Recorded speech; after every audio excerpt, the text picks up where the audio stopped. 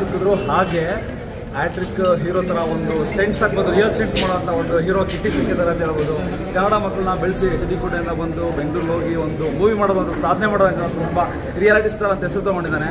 ಹಾಗೆ ಇನ್ನು ಕರ್ನಾಟಕಕ್ಕೆ ಎಲ್ಲರೂ ಮೂವಿ ಸಪೋರ್ಟ್ ಮಾಡಿ, ಎಲ್ಲರೂ ನೋಡಿ, ಥಿಯೇಟ್ರಿಗೆ ಬಂದು ನೋಡಿ ಸಪೋರ್ಟ್ ಮಾಡಿ ಅಂತ ಕೇಳ್ತಾ ಇದ್ದೀನಿ. Thank you so much. Super ಆಗಿದೆ.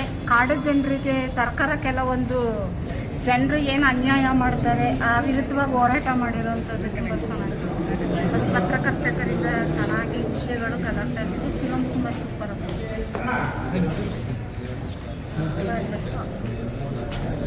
ಎಲ್ರಿಗೂ ನಮಸ್ಕಾರ. ನಾನು ಮೈಸೂರು ಹುಡುಗಿ ಧರಣಿ. ಮೂವಿ ತುಂಬ ಚೆನ್ನಾಗಿದೆ.